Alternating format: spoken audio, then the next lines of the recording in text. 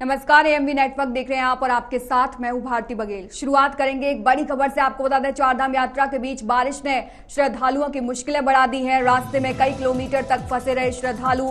बारिश के चलते सुरक्षा के लिहाज से श्रद्धालुओं को रोका गया। श्रद्धालुओं को जानकी चट्टी से आगे जाने से रोका गया। जानकी चट्टी, यमुनोत्री पैदल मार्ग, राना चट्टी, हनुमान चट्टी में जाम लगा हुआ है। इस वक्त की बड़ी खबर लगातार आपको बता रहे हैं। चारधाम यात्रा से जुड़ी हुई जानकी चट्टी, यमुनोत्री चट्टी और तमाम जगहों पर जो है श्रद्धालुओं को रोका गया है। चारधाम यात्रा के बीच बारिश ने अब श्रद्धालुओं की मुश्किलें बढ़ा दी हैं। रास्ते में कई किलोमीटर तक श्रद्धालु जो है वो फंसे हुए हैं। बारिश के चलते सुरक्षा के लिहाज से श्रद्धालुओं को फिलहाल के लिए रोक दिया गया है। श्रद्धालुओं को जानकी चट्टी से आगे जाने से रोका है। साथ ही साथ जानकी चट्टी, यमुनोत्री पैदल मार्ग और राना चट्टी, हनुमान चट्टी में जाम लग गया है श्रद्धालुओं की वजह से। चारधाम यात्रा से जुड़ी ये बड़ी खबर लगातार आपको बता रहे हैं, जहां पर एक बार फिर से बारिश ने मुश्किलें बढ़ा दी हैं। हालांकि चारधाम यात्रा की शुरुआत बहुत ही धूमधाम से हुई थी और तमाम तैयारियां जो है वो चारधाम के लिए की गई थी। सुरक्षा के भी पुख्ता इंतजाम किए गए हैं। स्वास्थ्य विभाग को भी अलर्ट मोड पर रखा गया है। और आज आपको बता दें कि बारिश ने अब मुश्किलें श्रद्धालुओं की बढ़ा दी है और बारिश की वजह से श्रद्धालुओं को फिलहाल के लिए रोका गया है। रास्ते में कई किलोमीटर तक श्रद्धालु जो है वो फंसे हुए हैं।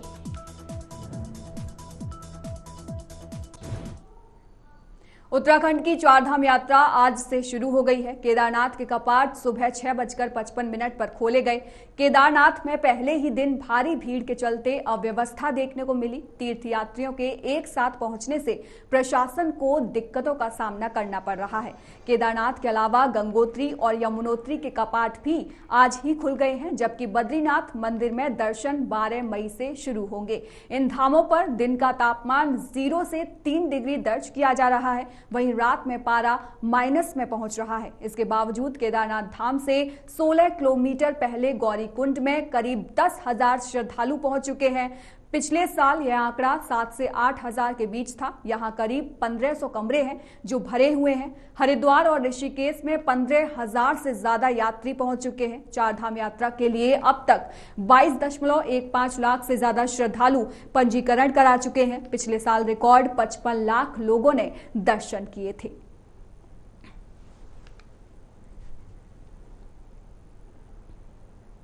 अक्षय तृतीया के पावन पर्व पर शुक्रवार को केदारनाथ धाम के कपाट खोल दिए गए, जिसके बाद चारधाम यात्रा का शुभारंभ हो गया है। वहीं अब गंगोत्री और यमुनोत्री धाम के श्री कपाट खोल दिए गए हैं।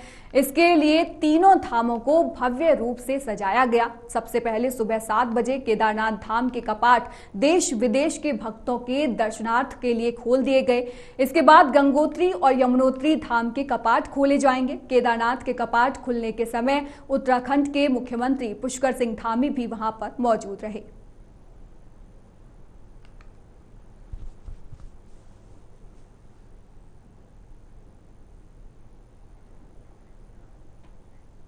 तीन तस्वीरें आपको टीवी स्क्रीन पर दिखाने वाले हैं। आपको बता दें कि यूपी के तो पहली तस्वीर आपको गंगोत्री की दिखा रहे हैं और दूसरी तस्वीर आपको केदारनाथ की और तीसरी तस्वीर आपको यमुनोत्री की दिखा रहे हैं। तीनों ही तस्वीरों में आपको श्रद्धालुओं की जो भीड़ है वो लगातार दिखाई दे रही है और पूरे गर्मजोश के साथ श्रद्धालु जो है वहां पर दर्शन के लिए आए हुए हैं। यही तस्वीरें गंगोत्री से हैं, यही तस्वीरें केदारनाथ से और यही तस्वीरें यमुनोत्री से भी सामने को मिल रही हैं, क्योंकि आपको बता दें कि चारधाम यात्रा जो है वो शुरू हो गई है और चारधाम यात्रा को लेकर ऑनलाइन और ऑफलाइन दोनों ही तरीके से रजिस्ट्रेशन किए गए और काफी बड़ी संख्या में श्रद्धालु यहां पर आए हुए हैं और प्रशासन की तरफ से भी कड़े इंतजाम यहां पर किए गए हैं।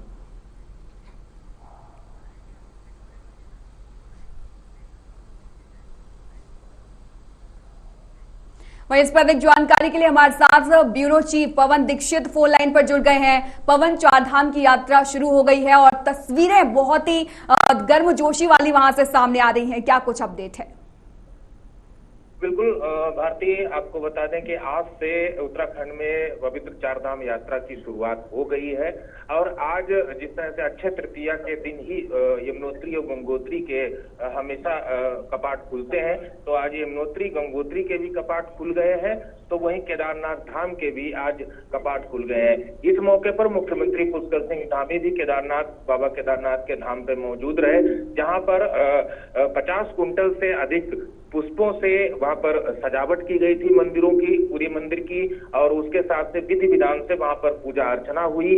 और पूजा अर्चना के साथ ही जो भी श्रद्धालु देश और दुनिया से वहां पर पहुंचे हुए थे, देश के विभिन्न कोने कोने से वहां पर पहुंचे थे, उन सभी ने भगवान भोले के जयकार के साथ में ये पूजा अर्चना की। और मुख्यमंत्री पुष्कर सिंह धामी ने जो पहली पूजा की वो प्रधानमंत्री नरेंद्र मोदी के नाम की पूजा की, देश की खुशहाली के लिए पूजा की, प्रदेश की एक खुशहाली के लिए पूजा की। और यात्रा सुखद और जो सुगम तरीके से और विधिवत संपन्न हो, सभी किसी भी श्रद्धालु को कोई दिक्कत ना हो और यात्रा जो सुचारू रूप से चले, और इसके लिए भी भगवान भोलेनाथ से प्रार्थना की। आज सुबह 7 बजे जब केदारनाथ धाम में बाबा केदार के धाम में मुख्यमंत्री पुष्कर सिंह धामी पहुंचे, तो वहां पर जो तीर्थ पुरोहित थे, जो वहां पे जो पूजा अनुष्ठान करने के लिए जो वहां पर जो अधिकृत जो पंडा पुजारी थे, वो उन सभी ने वहां पर मंत्रोच्चारण के साथ में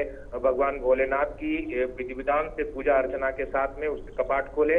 मुख्यमंत्री भी वहां पर मौजूद रहे। वहीं 10 बजे यमुनोत्री धाम के आज कपाट खुले, वहां पर भी तमाम श्रद्धालु दर्शन करने के लिए आज पहले दिन ही वहां पर जो श्रद्धालुओं की भीड़ उमड़ी थी, उसको देख करके लग रहा था कि इस बार की जो यात्रा है वो काफी बेहतर होगी। काफी बड़ी संख्या में वहां पर तीर्थयात्री आज से ही पहुंच चुके हैं। कोई यमुनोत्री धाम के बाद में गंगोत्री धाम के भी 12 बजे आज कपाट खुल गए हैं। तो आज यमुनोत्री, गंगोत्री और केदारनाथ के तीनों जगह के आज कपाट खुल चुके हैं।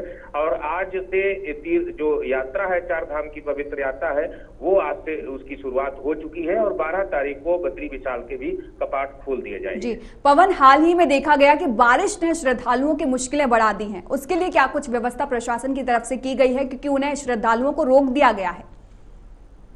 हालांकि भारती, आपको बता दें कि जिस तरह से जो मौसम विभाग का पूर्वानुमान था और इस वक्त उत्तराखंड में लगी वनाग्नि को देखते हुए बारिश की विशेष आवश्यकता भी थी, ताकि उससे वनाग्नि भी बुझ सके और लोगों को गर्मी से निजात भी मिल सके।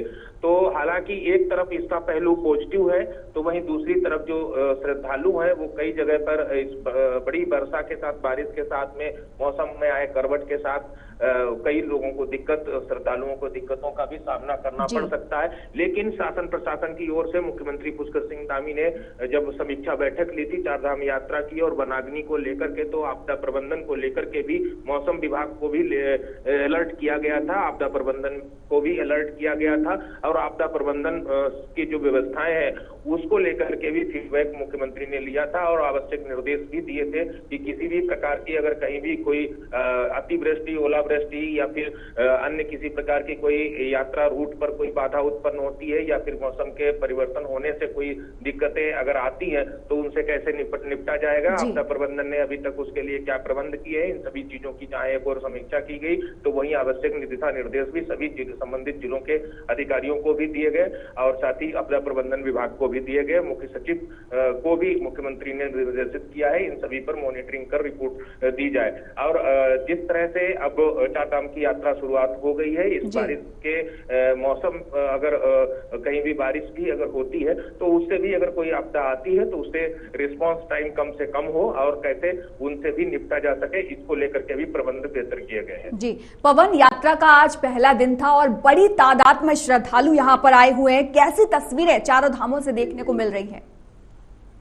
बिल्कुल, बड़े हर्षोल्लास के साथ बड़ी दूर दराज से, देश के कोने कोने से यहाँ पर श्रद्धालु आज पहले दिन ही उमड़ते हुए नजर आ रहे थे, जिसपे देखते ही बन रहा था वो दृश्य जब भगवान केदारनाथ के जब कपाट खुले और उस समय जब जयघोष के नारे लगे, उस समय जो हर्षोल्लास के जो क्षण थे जो वहां पर दिखाई दे रहे थे, श्रद्धालुओं में जो भगवान भोले के प्रति जो भक्ति थी, अगाध श्रद्धा थी, वो वहां पर गुंजायमान हो रहा रहा था और वो दृश्य वाकई में जो देखने के लायक होता है, जब भगवान केदारनाथ के, बद्रीनाथ के, गंगोत्री यमुनोत्री के जब चारों धामों के कपाट खुलते हैं तो वहां पर जो पूजा अर्चना और श्रद्धा भाव से जो भी श्रद्धालु वहां पर पहुंचता है, वो उस समय सनातन धर्म को मानने वाले जो भी लोग हैं उन सबके अंदर भगवान भोले की भक्ति जो है वो उजागर होती है। और यही आज दृश्य सभी को देखने को मिला है। और आज से भगवान भोलेनाथ के जो कपाट खुल गए हैं, यात्रा की शुरुआत हो चुकी है। यात्रा व्यवस्थाएं बेहतर करने के लिए प्रबंध किए जा रहे हैं। ऑफलाइन और ऑनलाइन दोनों तरह के रजिस्ट्रेशन की भी सुविधा है। परिवहन की व्यवस्थाओं को बेहतर करने के लिए, हेली सेवा को बेहतर करने के लिए, road connectivity, rail connectivity, air connectivity, इन सभी व्यवस्थाओं को देखते हुए स्वास्थ्य की व्यवस्थाएं, पेयजल की व्यवस्थाएं, शौचालय की व्यवस्थाएं, इन तमाम व्यवस्थाओं को लेकर के सरकार का भी यही उद्देश्य है, किसी भी प्रकार की किसी भी तीर्थयात्री को कोई दिक्कत ना हो। लेकिन यात्रियों से भी सरकार की ओर से अपील भी की गई है कि कोई भी यात्री यदि आता है तो नियम कानून का पालन करके ही यात्रा करें, ताकि उनकी यात्रा में भी कोई अड़चन ना आए। और जो प्रशासन तंत्र, जो सरकार का तंत्र है, वो भी अपना सुविधाजनक तरीके से जो बेहतर व्यवस्थाएं हैं उनको बेहतर करने में उनका भी सहयोग हो सके। बिल्कुल पवन, और पुष्कर सिंह धामी ने भी बाबा केदार के दर्शन किए थे। वो क्या कुछ तस्वीरें थी और क्या कुछ तस्वीरें वो बयां कर रही थी। आगामी चुनावों की अगर मैं बात करूं तो जीत के लिए यहां पर दर्शन करने के साथ साथ वो बाबा केदार के दर्शन करने पहुंचे थे। श्रद्धालु भी वहां पर मौजूद थे और तमाम श्रद्धालु जो है वो पुष्कर सिंह धामी के साथ मौजूद दिखे। तो वो तस्वीरें क्या कुछ कह रही थी पवन? बिल्कुल भारती, जो तस्वीरें हैं, क्योंकि हमेशा ही जब केदार बाबा के जब कपाट खुलते हैं तब वहां पर उत्तराखंड के मुख्यमंत्री वहां पर मौजूद रहते हैं, पूजा अर्चना करते हैं। तो वही आज भी दृश्य देखने को मिला। आज मुख्यमंत्री पुष्कर सिंह धामी स्वयं अकेले ही नहीं बल्कि अपनी अर्धांगिनी यानी कि अपनी पत्नी गीता धामी को भी साथ में लेकर के केदारनाथ पहुंचे थे, जो वहां पर उन्होंने जो सनातन परंपरा है पति पत्नी के साथ में पूजा अर्चना करने की, उसी तरह से उन्होंने भी आज पूजा अर्चना की है भगवान भोलेनाथ की। और देश की, प्रदेश की खुशहाली की, यात्रा की बेहतर व्यवस्थाओं को बेहतर बनाने के लिए जो भगवान भोलेनाथ से प्रार्थना की है। वहीं जो अगर चुनाव की जिस तरह से आपने बात की, क्योंकि इस समय 3 चरणों के चुनाव लोकसभा के संपन्न हो चुके हैं, चौथे चरण का चुनाव 13 तारीख को होना है। इसको देखते हुए भी अभी 3 चरणों के और उसके बाद में अभी चुनाव, अभी जो मतदान है वो होना है। तो मुख्यमंत्री पुष्कर सिंह धामी ने भी अपने बयान में यही कहा है कि पहली पूजा प्रधानमंत्री नरेंद्र मोदी को एक बार फिर से प्रधानमंत्री बनाने के लिए की गई, भगवान भोलेनाथ से प्रार्थना की गई, क्योंकि प्रधानमंत्री नरेंद्र मोदी का जो स्नेह है, जो लगाव है, जो श्रद्धा है, वो केदारनाथ भगवान से, केदारनाथ बाबा केदारनाथ से जो उनका अगाध प्रेम है, अगाध श्रद्धा है, उसको देखते हुए उनकी तरफ से, प्रधानमंत्री नरेंद्र मोदी की तरफ से भी उन्होंने पूजा अर्चना की है। और देश की खुशहाली के लिए प्रधानमंत्री को एक बार पुनः प्रधानमंत्री की कुर्सी पर बैठाने के लिए उन्होंने भगवान भोलेनाथ से प्रार्थना की है। वही इसके साथ ही जो जिस तरह से जो वहां पर प्रधानमंत्री नरेंद्र मोदी के द्वारा जब 2013 की आपदा आई थी, वहां पर तमाम जो मंदिर की व्यवस्थाएं थी वो सभी ध्वस्त हो गई थी। मंदिर को अगर छोड़ दिया जाए तो वहां पर व्यवस्थाएं सभी अस्त व्यस्त हो चुकी थी, लेकिन प्रधानमंत्री नरेंद्र मोदी के नेतृत्व में ही वहां पर पुनर्निर्माण के जो कार्य है वो संपन्न हुए। और उसके बाद में जो आज जो व्यवस्थाएं हैं वो देखने लायक बनी हुई है, जो चाहे वो केदारनाथ में हो, चाहे बद्रीनाथ का जो मास्टर प्लान है उस पर भी कार्य चल रहा है। ठीक है पवन, धन्यवाद तमाम जानकारी के लिए। यूपी के गाजीपुर पहुंचे मुख्यमंत्री पुष्कर सिंह धामी का बीजेपी के कर्मठ कार्यकर्ताओं ने फूल मालाएं के साथ स्वागत किया, जिसके बाद सीएम धामी ने कहा कि गाजीपुर के सम्मानित कार्यकर्ताओं में उत्साह और लगन को देखकर मुझे पूर्ण विश्वास है कि इस बार गाजीपुर में कमल खिलने जा रहा है।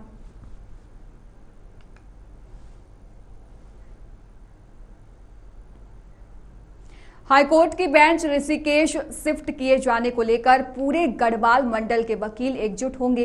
देहरादून में गढ़वाल मंडल की सभी बार एसोसिएशन के पदाधिकारियों को बुलाया गया है। इनकी संयुक्त बैठक होगी। इसके बाद बार एसोसिएशनों के पदाधिकारी आगामी सोमवार को हाईकोर्ट की मुख्य न्यायाधीश ऋतु बाहरी से अपना पक्ष रखने के लिए समय मांगेंगे। बता दें कि देहरादून के अध्यक्ष राजीव शर्मा और सचिव राजवीर सिंह बिष्ट ने विधि भवन में प्रेस वार्ता कर यह जानकारी दी। उन्होंने बताया कि बार एसोसिएशन की बेंच नजदीक लाने के लिए पिछले 44 सालों से आंदोलन किया जा रहा है। उन्होंने कहा कि हाईकोर्ट की बेंच को आईडीपीएल ऋषिकेश में लाने का चीफ जस्टिस का फैसला सही साबित होगा। साथ ही साथ नैनीताल पर्यटन स्थल होने के कारण वहां ठहरना काफी महंगा होता है। रेल और हवाई मार्ग की कनेक्टिविटी से भी काफी दूर है। हाईकोर्ट बार एसोसिएशन को बेंच शिफ्ट करने के विरोध में फैसले को जनहित में वापस लेना चाहिए। इस मामले में मजबूत जनसमर्थन के लिए शुक्रवार को दून में बैठक की जाएगी।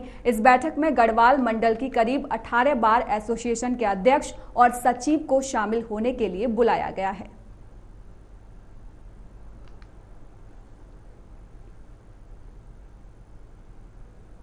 हमारी chief justice of Uttarakhand high court Shrimati Ritu Bahri ji ने एक निर्णय कल दिया है, जिसमें कहा है कि आईडीपीएल जो है मेरे ख्याल से अप्रोप्रिएट जगह है हाई कोर्ट बेंच के लिए।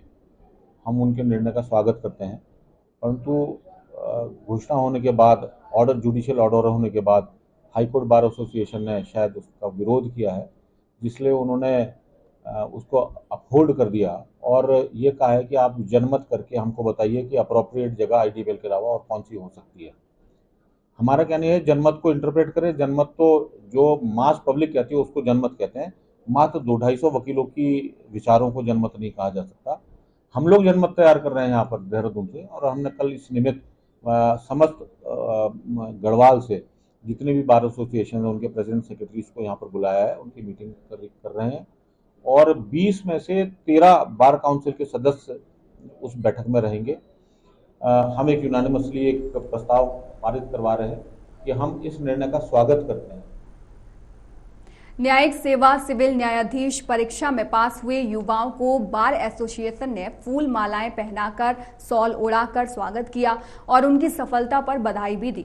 आपको बता दें कि न्यायिक सिविल सेवा न्यायाधीश परीक्षा के बाजपुर के 2 युवा, जिसमें गुंजन सिसोदिया ने 9वां और ज्योति सिंह कश्यप ने 16वां स्थान प्राप्त कर क्षेत्र का नाम रोशन किया है।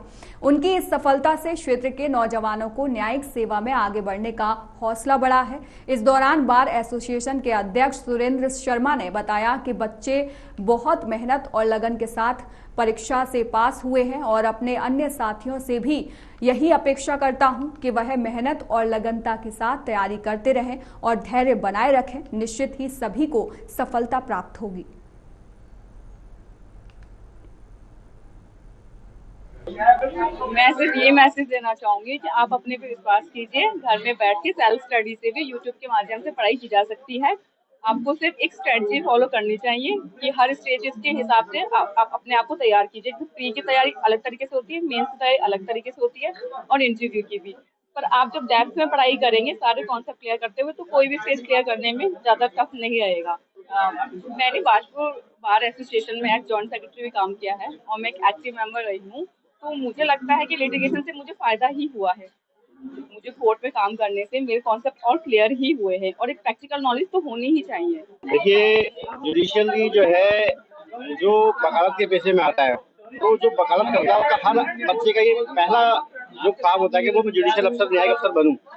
कुछ परिवार की कुछ आर्थिक स्थितियां ऐसी होती है, कुछ हर बच्चा जो है वहां तक नहीं पहुंच पाता, मगर जो पहुंचते हैं, जो कोशिश करते हैं, मैं उनके लिए ये कहना चाहूंगा कि वो उनको जो है अच्छी तरह से मेहनत करनी चाहिए। क्योंकि कोई भी बच्चा, जब कोई भी है किसी चीज के लिए मेहनत करता है तो वो उसको चीज मिलती है, क्योंकि भगवान भी इस बात को देखता है कि कोई मेहनत करता है तो उसको जो मिलती है। मैं भी 2011 से इस चीज में लगा हुआ था और 2019 में मैं सहायक अभियोजन अधिकारी के पद पर सेलेक्ट हुआ था और आज मैं जो है न्यायिक अधिकारी के पद पर सेलेक्ट हुआ हूँ। बहुत अच्छा लगा। हमारी छोटी सी बार से 2 लोग जज बने हैं। बड़ी मेहनत करी इन बच्चों ने और मैं जो हमारे बाकी साथी हैं न्यू कमर्स, मैं उनसे भी ऐसी अपेक्षा करता हूँ कि वो मेहनत करते रहें, पेशेंस रखें और जरूर ईश्वर उनको भी सफल करेगा। हमारे बहुत सारे और बच्चे हैं जो इस मेहनत कर रहे हैं, जो जुडिशरी में जाना चाहते हैं, और सबको मेरी शुभकामनाएं और इन लोगों को भी शुभकामनाएं कि अच्छे से इनका जीवन चले, अपने काम में सक्सेस हो और खूब तरक्की करें। बहुत अच्छा लग रहा है, बहुत खुशी हो रही है। ऐसा लग रहा है जैसे मेरे ही परिवार से, क्योंकि मैं अधिवक्तागण का मुखिया हूँ यहाँ पर, मेरे परिवार से 2 बच्चे जज बन के जा रहे हैं। मेरे से ज्यादा और कुछ कौन होगा। मैं बहुत काशीपुर के महुआखेड़ा गंज नगर पालिका क्षेत्र में नाले नालियों का तलीझाड़ सफाई अभियान चलाया जा रहा है। स्वच्छता सर्वेक्षण अभियान की तैयारी के लिए जन जागरण अभियान तेज कर दिया गया है। ईओ सतीश कुमार ने बताया कि स्वच्छता सर्वेक्षण अभियान के अंतर्गत ज्यादा से ज्यादा लोगों को जोड़ने के लिए आत्मनिर्भर वार्ड तैयार किए जा रहे हैं। उन्होंने कहा कि क्षेत्रवासी अब स्वच्छता के प्रति जागरूक हो रहे हैं और हमेशा स्वच्छता को लेकर इसी तरह का माहौल बना रहे, इसके लिए निरंतर सफाई अभियान चलाया जा रहा है। क्षेत्र में अधिक से अधिक कूड़ेदान लगाए जाएंगे। सड़क और नाली में कूड़ा न डालने की अपील भी की है। उन्होंने बताया कि पालिका डोर टू डोर कूड़ा कलेक्शन वाहन चला रखा है और साथ ही साथ आपको बता दें जिसके बाद वाहन में ही अपने घर या दुकान का कूड़ा डालें, जिससे क्षेत्र को साफ सुथरा बनाए रखने के लिए सभी क्षेत्रवासी सहयोग करें। और जनता से अपील करते हुए कहा कि अपने क्षेत्र को स्वच्छता की श्रेणी में अग्रणी बनाने में सहयोग दें।